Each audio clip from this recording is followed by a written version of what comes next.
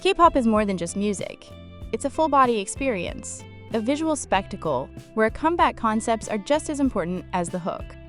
And the driving force behind that spectacle? The fashion. K-pop has always been a mirror, reflecting and often magnifying global trends. But it's also a crystal ball, setting trends that the rest of the world follows.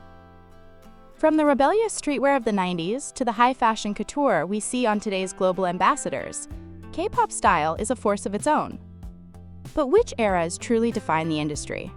Which ones left a permanent mark on our closets? Today, we're breaking down the most iconic K-pop eras based on their fashion. Let's start at the beginning, with the first generation of idols. This era was all about raw energy, and the fashion matched. Heavily inspired by 90s American hip-hop, this was the age of baggy everything. We're talking oversized sports jerseys, pants so wide they pooled at the ankle, chunky sneakers, and, of course, the mandatory visors and bandanas. Groups like H.O.T and Y2K were the blueprint for this rebellious, street-centric look.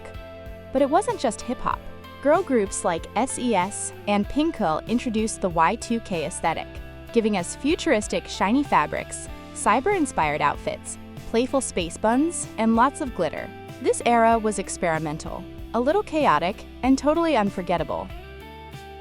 As K-pop exploded in popularity across Asia, its fashion became more refined, accessible, and incredibly coordinated. This was the era of the coordinated group look.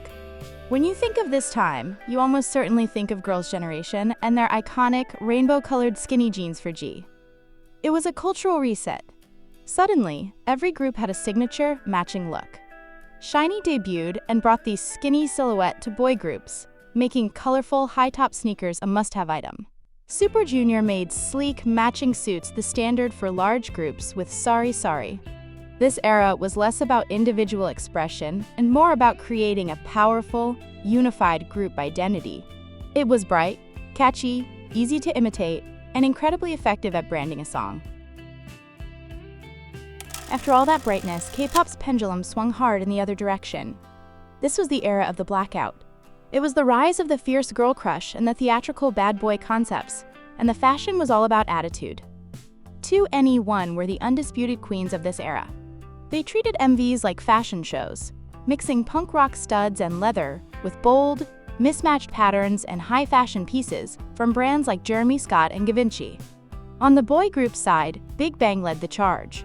Their fantastic baby visuals were a global phenomenon, with G-Dragon's seaweed hair and asymmetrical cuts.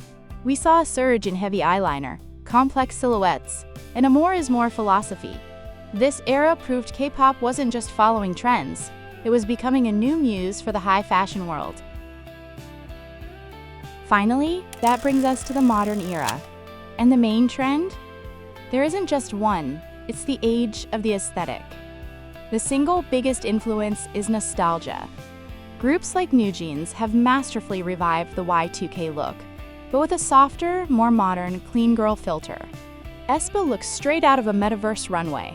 Holographic textures, chrome accessories, and techwear silhouettes. Stray Kids and Tomorrow by Together blurred gender lines with layered street fashion and high fashion collabs.